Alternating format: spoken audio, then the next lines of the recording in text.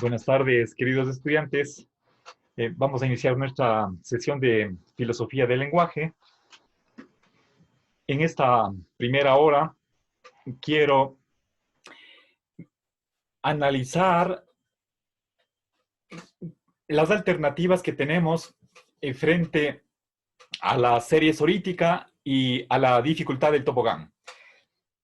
El día de ayer ya empecé con esa tarea, entonces vamos a completar esos objetivos. ¿Sí?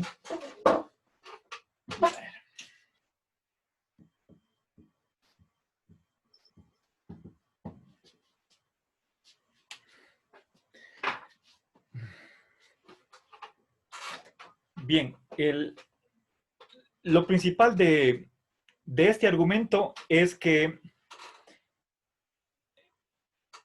a ver, en primer lugar, partimos de una premisa, la de que B está cerca de A.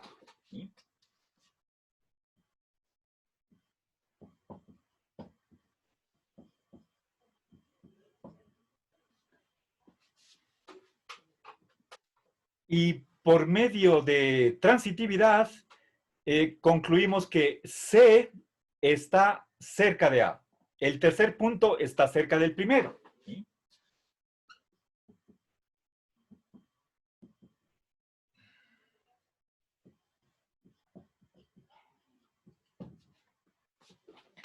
Bien. Obviamente me estoy omitiendo la segunda premisa de que C está cerca de B. Bien, aquí estoy utilizando una regla de inferencia. Y si esta regla de inferencia vale, entonces a la final, como consecuencia, vamos a tener una contradicción de que un punto Z, que por hipótesis no está cerca de A, sí está cerca de A. Bien, sabemos que en la lógica clásica una contradicción es absurda, es ilógica, y por lo tanto algo está mal en el argumento. ¿Y qué está mal? Podríamos tener nosotros dos opciones. O bien, primera opción, suprimir una de las premisas. ¿Sí? ¿Cuál premisa podríamos nosotros eliminar?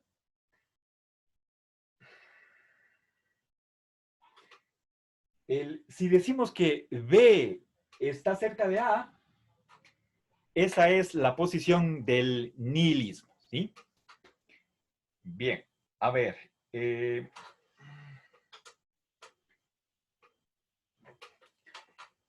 Bueno, esto significa, los tres puntitos, recuerden, significa la conclusión del argumento. ¿Sí?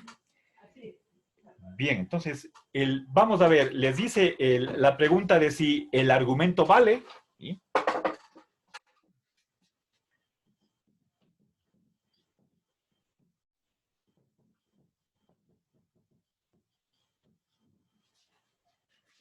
Pero sabemos que este argumento tiene conclusión contradictoria, lo cual excepto para una lógica paraconsistente, es un gravísimo error, inaceptable.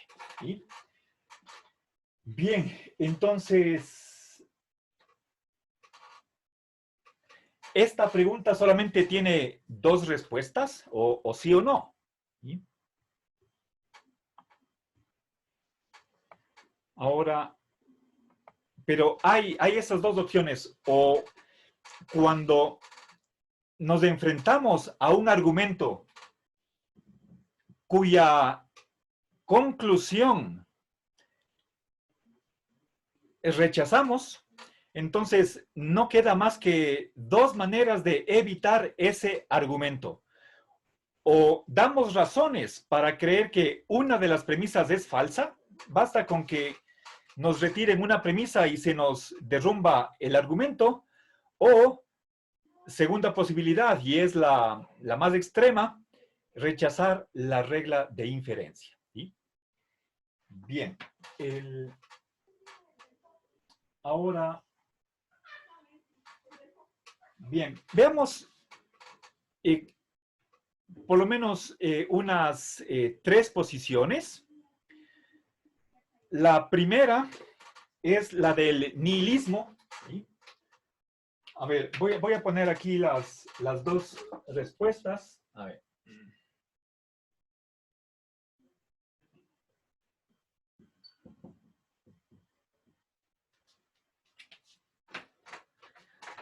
A ver, ¿quiénes están a favor de que el argumento sí es válido?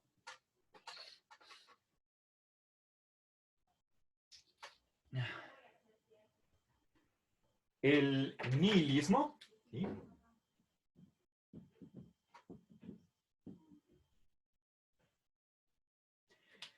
Es decir, efectivamente, a ver, recordemos la definición de argumento válido. ¿Sí? Esa definición es condicional. Si las premisas son verdaderas, pero eso es una mera suposición, suponiendo que las premisas sean verdaderas, la conclusión tiene que ser verdadera. ¿Sí? Bien, ahora, propiamente lo que es válido o no, en primer lugar, es la regla de inferencia. En segundo lugar, el argumento que está aplicando esa regla de inferencia. ¿Sí? Bien, para los nihilistas, veamos, el argumento es válido, es lógico, es decir, de estas premisas se sigue esta conclusión. Si es que las premisas fueran verdaderas, entonces tendríamos esta conclusión. Pero puesto que la conclusión es inaceptable, inadmisible, el nihilista de ahí concluye que, por lo tanto, lo que está mal es una de las premisas. ¿Sí? Pero el argumento vale, solo que todas las premisas son falsas. ¿Sí? Ni siquiera el punto B está cerca de A. Nada está cerca. La propiedad de estar cerca de es inexistente. Bien. Entonces, según a ver, no existen propiedades difusas.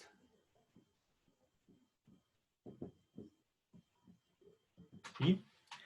Sí, obviamente los nihilistas son filósofos que admiten la lógica, pero y por lo tanto quieren evitar este absurdo de que el punto Z está y no está cerca de A. Por favor, tengan la precaución de no confundir esta C mayúscula, es el tercer punto en la serie, con esta C minúscula. Esta C significa contradicción. ¿Sí?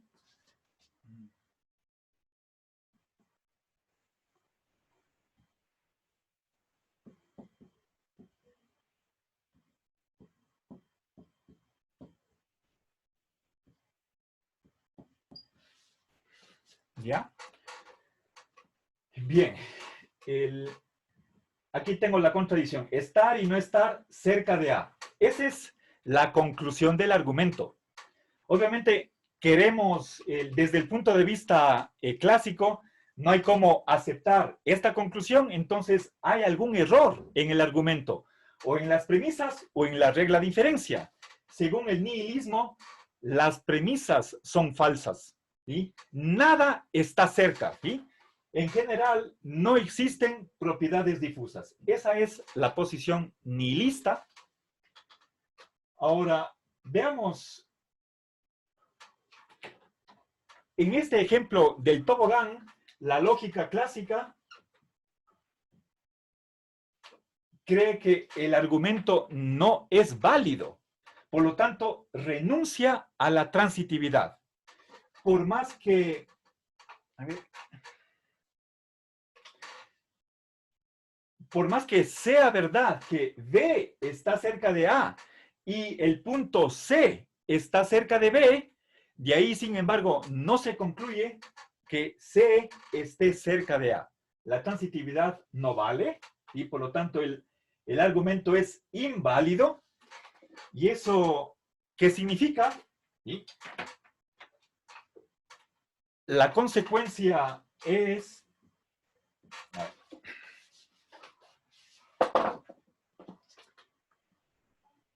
el maximalismo.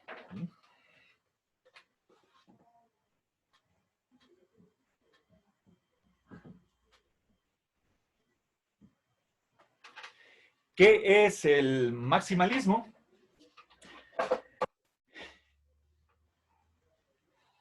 Es la exigencia de que para que un objeto tenga una propiedad, es necesario que la posea totalmente. ¿Sí?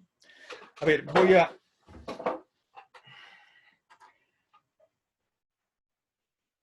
voy a explicitar la segunda premisa que estaba dejándola de lado.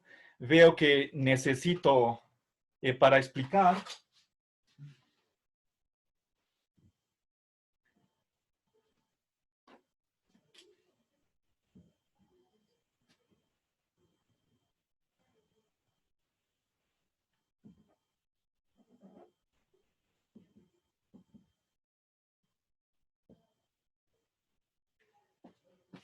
ya. Recuerden, este es el torniquete que también hace las veces de exactamente de este conjunto de 3 puntos en forma de triángulo equilátero. Bien, entonces, ¿qué es el maximalismo? El, el maximalismo me dice que para que un objeto tenga una propiedad, es necesario que ese objeto tenga totalmente esa propiedad. ¿Sí? Entonces voy a expresar esa característica definitoria de esta manera.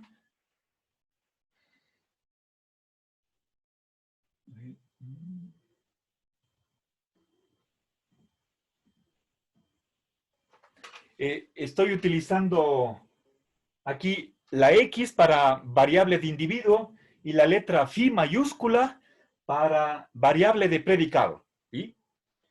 Si X es F, si un objeto tiene una propiedad, perdón, X es phi, y leamos la herradura echada, el mero condicional, como expresando esa relación de condición necesaria cuando vamos de izquierda a derecha.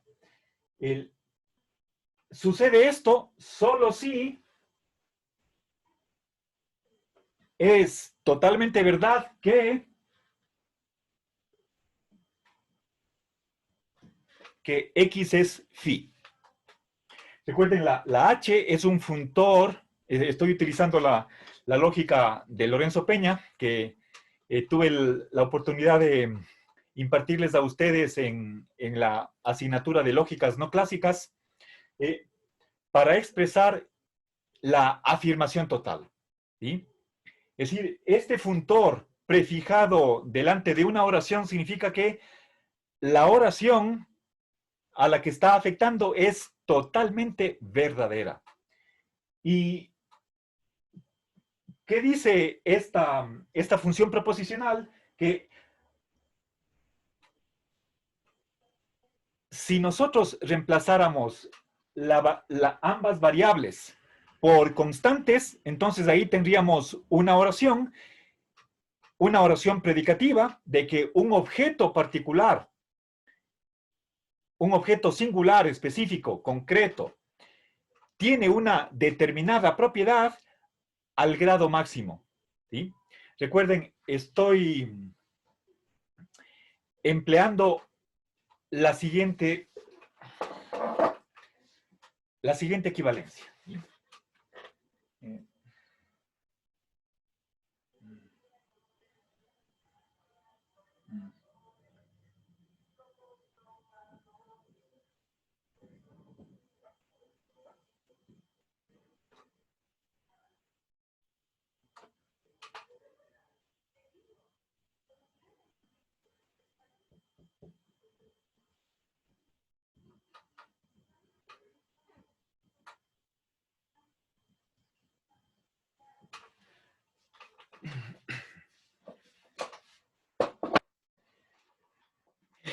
Bien, esta equivalencia está expresando una identidad entre dos grados. Por una parte, fíjense lo que están aquí los puntos suspensivos. Este primer lugar vacío me está indicando o tiene que indicar en qué medida el objeto sobre el cual versa la predicación tiene la propiedad. ¿Sí?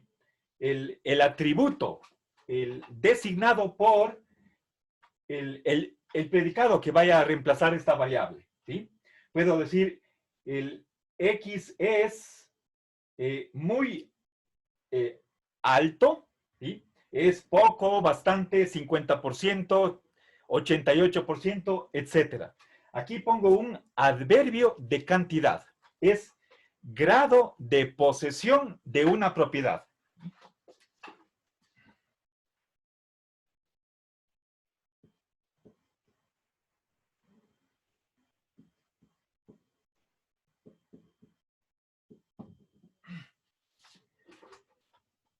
Y acá a mano derecha tengo exactamente esta predicación, pero esta indicación del grado ya no está acá. En su lugar estoy poniendo este mismo adverbio de cantidad delante de la verdad de esta oración. ¿Sí? Entonces, acá, ¿sí? A ver, tengo grado de verdad. ¿Sí? La B mayúscula es la abreviación de verdad, así como la F mayúscula abrevia a falsedad. ¿Sí? Grado de verdad de la oración. ¿Sí? Y sabemos, bueno, podemos argumentar a favor de que verdad es igual a existencia. Esa es una tesis de San Agustín, Santo Tomás. ¿Sí?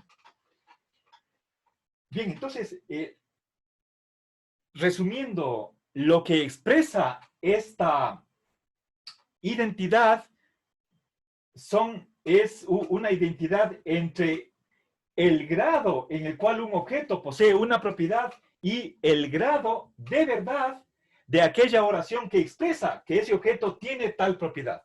¿Sí? Bien, entonces,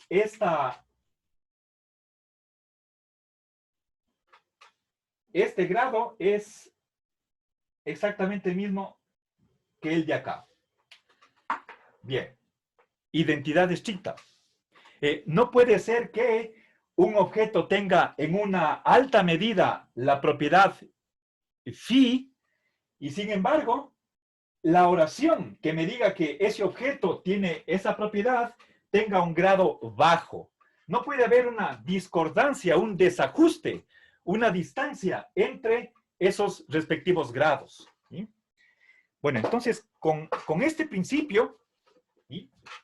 Que parece lo más sencillo, lo más directo, comprendemos qué significa que una oración, bueno, recuerden, el X es phi, no es una oración, es una función proposicional porque ahí hay dos variables, pero si nosotros reemplazáramos las variables por constantes de individuo y de predicado, eso sí es una oración y lo que dice aquí este condicional es que esa instanciación de esta función proposicional tiene que ser totalmente verdadera.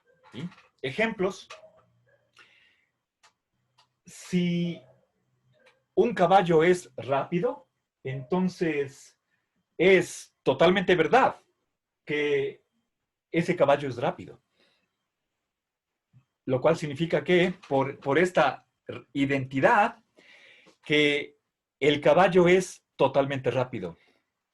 Para que un libro, si es que un libro es interesante, solo si el libro es totalmente interesante. ¿Sí? Una persona ama a una segunda, solo si la primera ama totalmente a la segunda.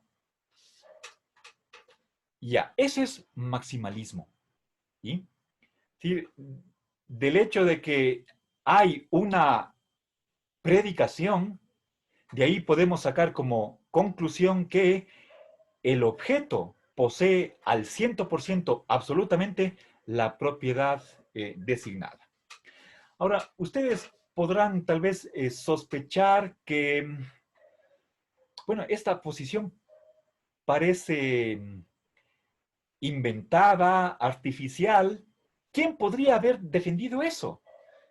Eh, en, el, en la comunicación que yo les mandé a leer, les pongo dos citas textuales. Una de ellas es de Bertrand Russell y la otra de Crispin Wright. Eh, es unas dos citas pequeñas y para eso sí quisiera leerles. Les pedí que tengan a la mano. Tengo aquí las actas del 9º Encuentro Ecuatoriano de Filosofía que se realizó en nuestra facultad. Estas son las actas, bueno, las memorias, el tomo 1 de dicho encuentro, que se realizó aquí en nuestra Universidad de Cuenca en el año 2006.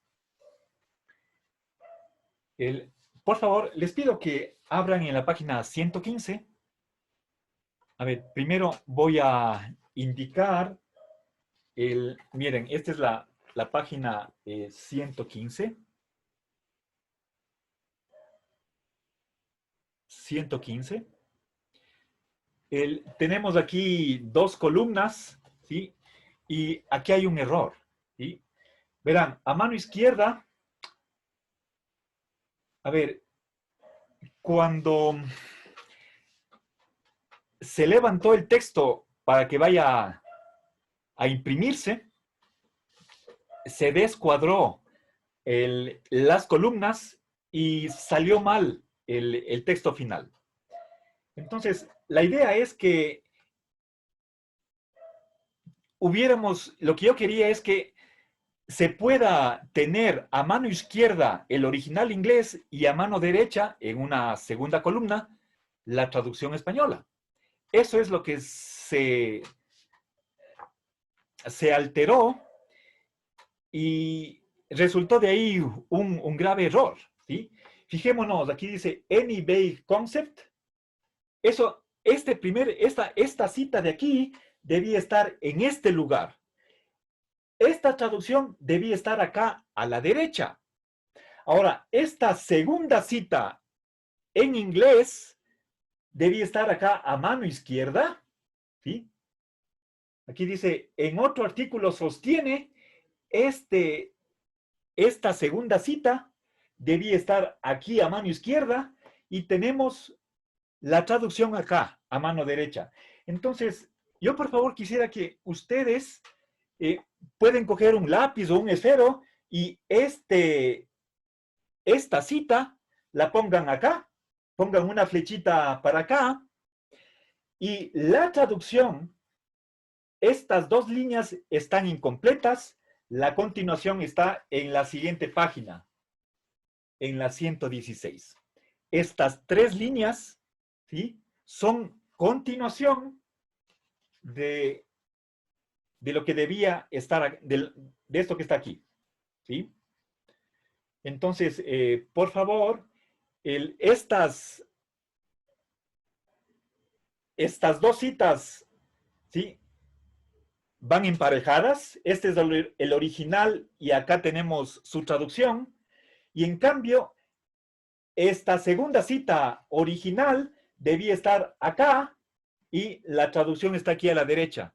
Pero, si ustedes ven, dice, la verdad es absoluta, estrictamente. No hay tal cosa. Y luego no pasamos acá. Al final de la línea no hay un punto. La continuación está en la página 116. Estas tres líneas de acá.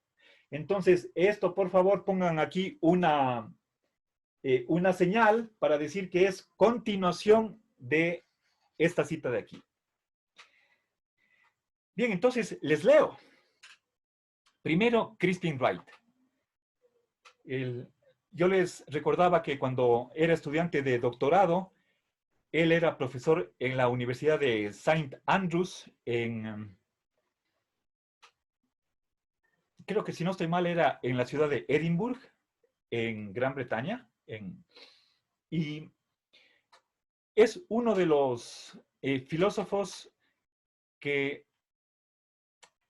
desde los años 70 empezaron a investigar la cuestión de lo difuso y la paradoja del Sócrates.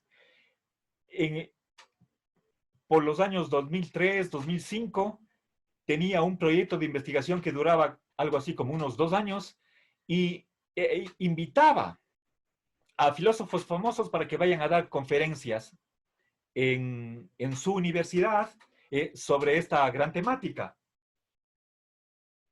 Entonces, les leo la primera cita. Dice, cualquier concepto vago, F, y aquí estoy poniéndole con la letra phi, dice, admite una amplísima variedad de casos discernibles, ¿sí? Todos los cuales son definitiva y absolutamente F. Entonces, esto es maximalismo. La cita que aquí les pongo está demostrando que Crispin Wright es un maximalista. ¿Sí?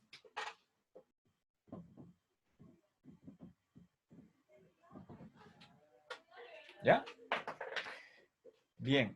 Nosotros podríamos pensar en la serie sorítica que va desde el verde claro hasta el azul, 255 casos, y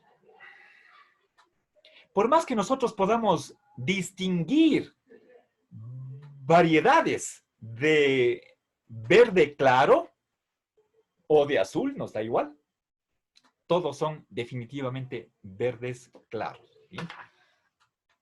Definitiva y absolutamente F. Segunda cita.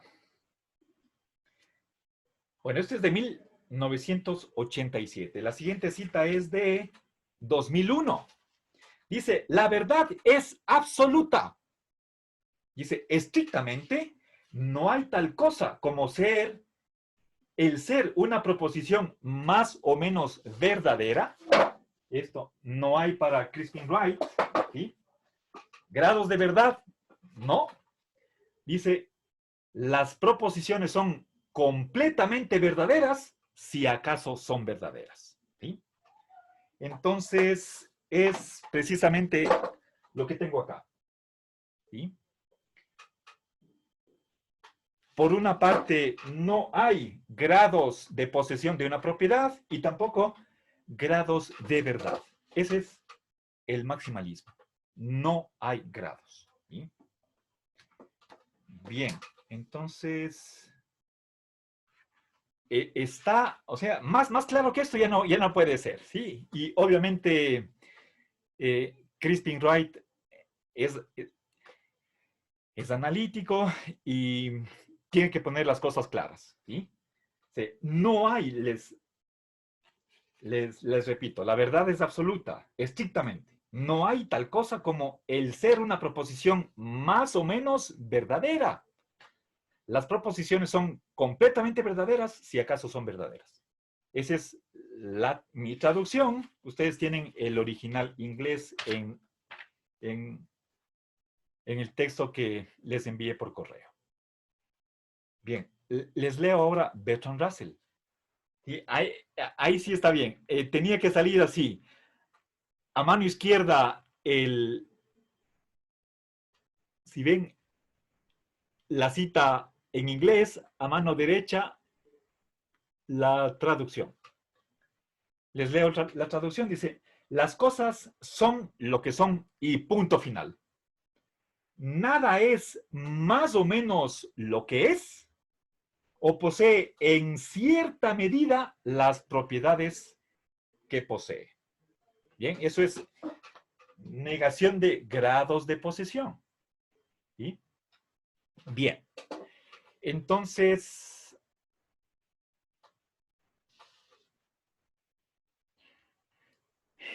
tenemos ahí dos ejemplos de dos filósofos, ambos ingleses, que adoptan esta posición que va en la línea de defensa de la lógica clásica.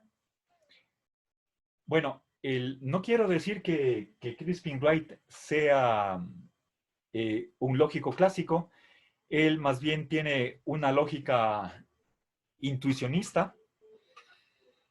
Eso tiene que ver con el principio de tercero excluido. Para Crispin Wright, el tercero excluido no vale, no es verdadero.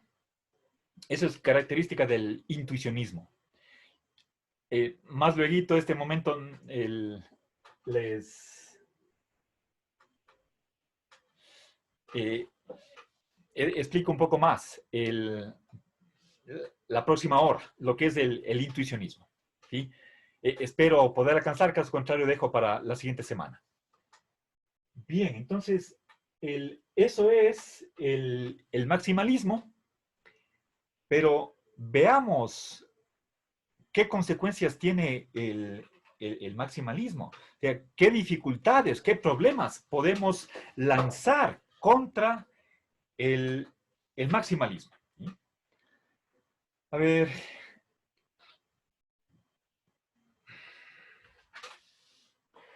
En primer lugar, a ver, voy a poner con color rojo las dificultades. Elimina todo lo intermedio, elimina los grados.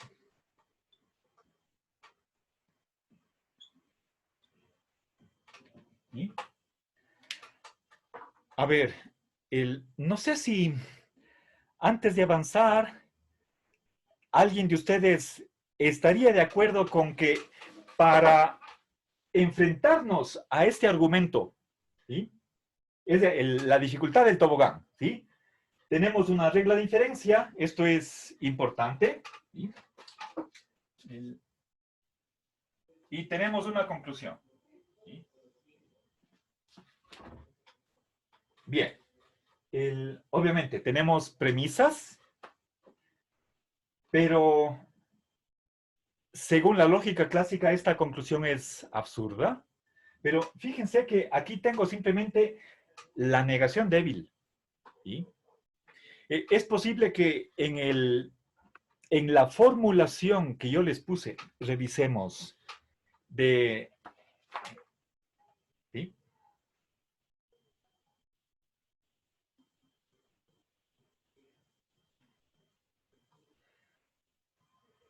A ver, por favor, miren, en la página 114, en la primera línea está la negación total.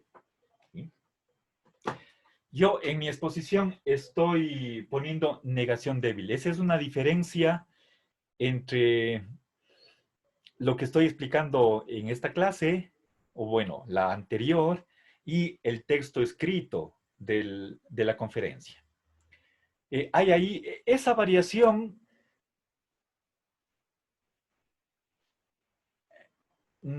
No creo que esté equivocada, simplemente hay dos maneras de formular la dificultad del tobogán, dependiendo de qué tipo de negación utilizamos. Pero las reflexiones acerca del argumento van a variar un poco dependiendo de qué tipo de negación tengamos. ¿Sí? En el texto estoy utilizando negación total y por lo tanto esto es absurdo, ni siquiera puede ser aceptable en una lógica paraconsistente. Bueno, por lo menos en una que admita grados como es la de Lorenzo Peña, puede ser que hay otras maneras de admitir una contradicción aunque no haya dos tipos de negaciones. ¿Sí? Hay varias lógicas paraconsistentes, no un solo enfoque. Entonces, bueno, quien esté interesado a propósito, la tesis está en varios lugares de internet. Uno de ellos es la propia Universidad de Lovaina. bueno, esa versión está en inglés y a mi regreso, dentro del el primer año, en el 2007, 2006, 2007, hice una revisión de la tesis y pulí ciertas cosas de detalle, en realidad no nada sustancial. Y esa versión actualizada está, por ejemplo, en academia.edu. Eh, Lamentablemente no he tenido tiempo como para traducirla al español. En todo caso, ahí menciono por lo menos, eh, aparte de la lógica de Lorenzo Peña, otra versión de lógica para el consistente, tal vez más de una, pero si no estoy mal, menciono ahí el sistema de Graham Priest. Es un lógico británico. Él también estaba, creo que a ver, creo que estaba en la Universidad de St. Andrews, pero también él tenía estancias, eh, posiblemente de verano, en Australia. Si no estoy mal, creo que era en la Universidad de Brisbane. Bien, Graham Priest es otro lógico que admite la contradicción, pero no porque haya grados. Él tiene una concepción especial del condicional. No es el condicional clásico, es otro, y eso le permite una nueva concepción, por supuesto, razonada, justificada, de lo que es el condicional, lo que le permite tolerar la contradicción sin que se desmorone el sistema. Y obviamente eso aplicado a la paradoja del Sorites. ¿Sí? Graham Priest tenía, si no estoy mal, por lo menos un par de artículos, posiblemente más, dos de los que recuerdo, sobre esta temática. Y está tratada en mi tesis, pero en este breve resumen tenía límite de páginas, no podía extenderme, está omitido ese tratamiento. Bueno, les animo, si es que alguien desea adentrarse más en esta problemática, están ahí los textos disponibles en Internet. Bueno, a ver, entonces, bien, veamos, a ver, les decía, quería antes de poner otras dificultades con el maximalismo, quisiera que alguien de ustedes se manifieste en el sentido de si está de acuerdo con que frente a este argumento, pero estoy aquí utilizando negación débil, ¿sí?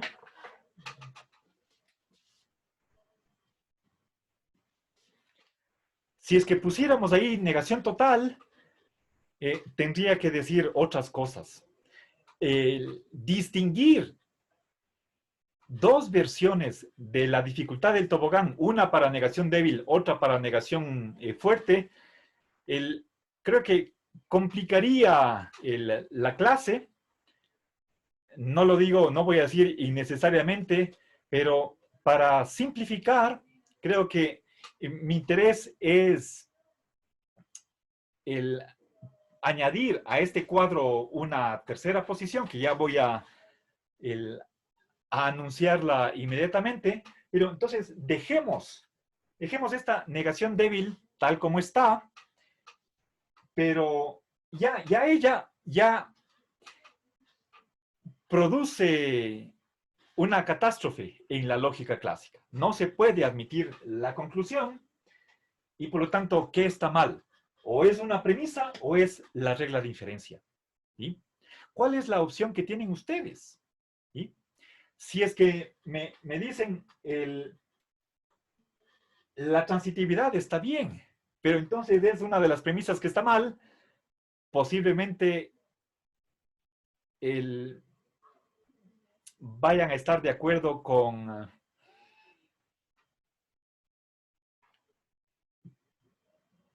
con Peter Singer. ¿Sí? Perdón, Peter Unger.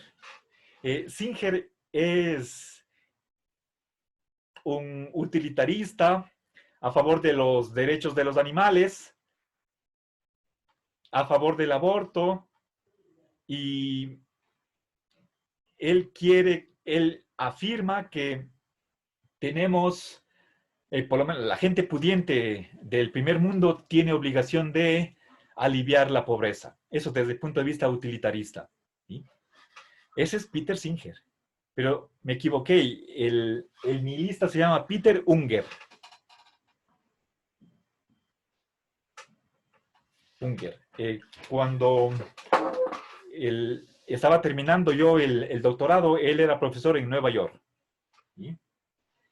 Bueno, entonces quisiera que... miren, hay otra posición. La de Peter Unger es radical. Otra posición podría ser, no quitemos la primera premisa, porque eso nos lleva al nihilismo. Quitemos, a ver, no, pero si es que quitamos la tercera premisa, esta es la primera conclusión de transitividad. Eso es la lógica clásica, eso es el maximalismo. ¿Sí?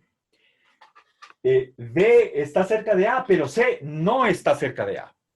¿Sí?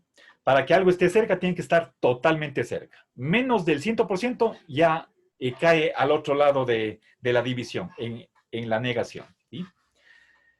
Bueno, entonces, de estas dos alternativas, ¿cuál les parece más atractiva? Ambas son complicadas, son difíciles, pero mi pregunta, mi curiosidad es por saber si es que alguno de ustedes se inclina por la lógica clásica, decir que es la regla de inferencia la que está fallando. ¿Sí? A ver, hagamos una...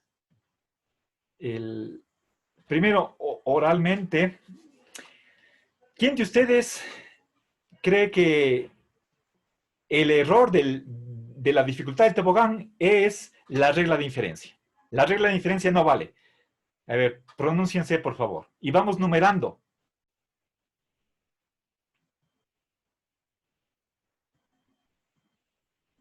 Nadie.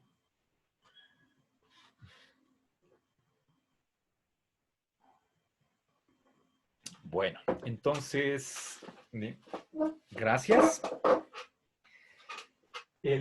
Avancemos. Primera dificultad es que no habría graduación. O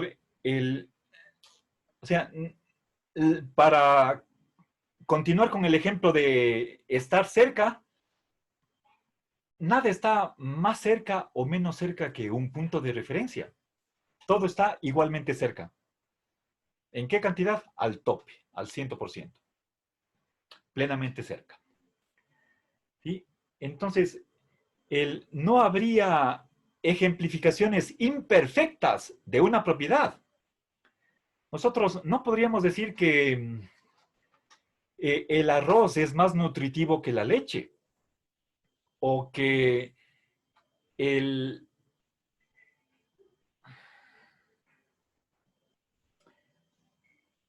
Bill Gates es más rico que Álvaro Noboa. ¿Sí? No hay grados, por lo tanto, no habría comparaciones. ¿Sí?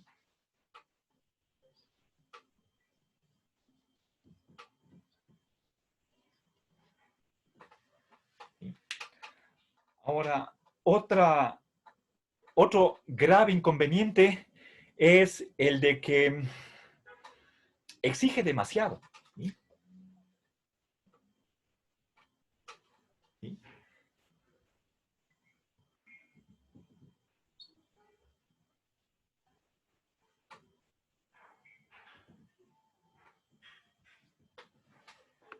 Bien, una cosa es ser bueno, Otra cosa es ser mejor y todavía por encima de esos dos estadios o dos grados tenemos lo óptimo.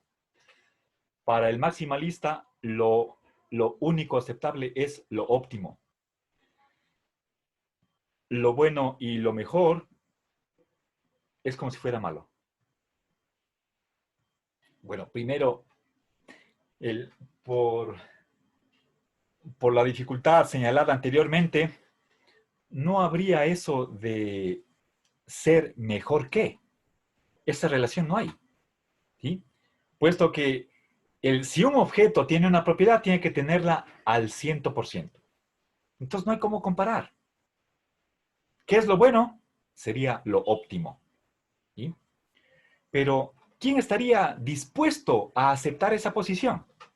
Les dice hace un momento la pregunta y nadie estaba de acuerdo con el maximalismo.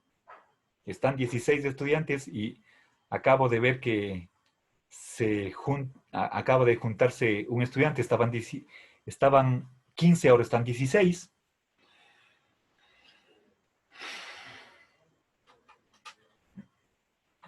Apliquemos el maximalismo a la cuestión del el desempeño estudiantil. Tenemos nosotros en la Universidad de Cuenca un sistema de evaluación que va del 0 al 100 y un sistema de evaluación cualitativa que de 60 a 69 es regular, del 70 a 79 buena, del 80 al 89 muy buena y del 90 al 100 excelente. Según el maximalismo, ¿quién sería un estudiante aplicado? No el que tenga 99, ni el peor el que tenga 98, 97 o menos. Aplicado es solamente el que tiene 100 sobre 100. Un estudiante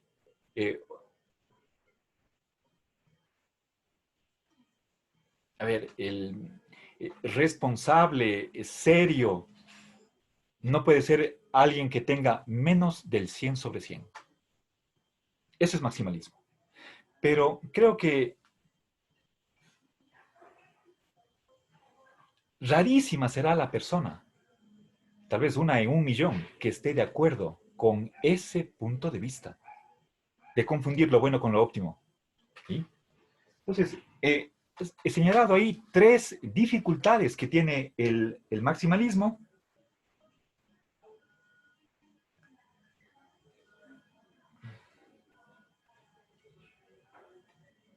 Nos quedamos solamente con los extremos. Es como la posición de Parménides, o todo o nada. Extremos, o 0 o 100, pero no hay nada intermedio. ¿Sí? Eso estaba implícito, pero voy a añadir para que no quede duda, el nada intermedio. ¿Sí?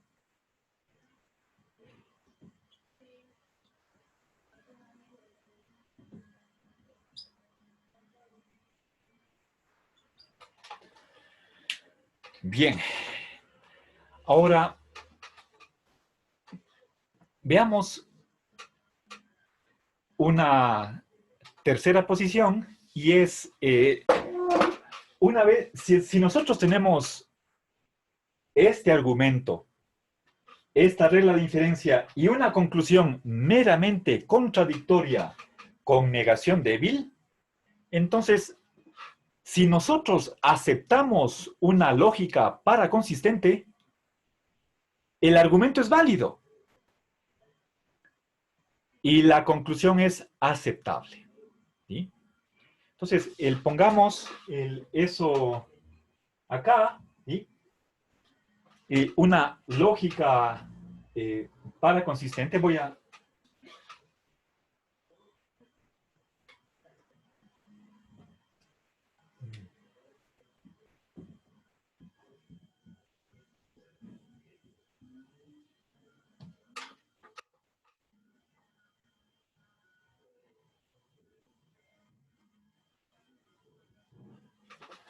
¿Ya? Bien, una lógica que tolere la contradicción.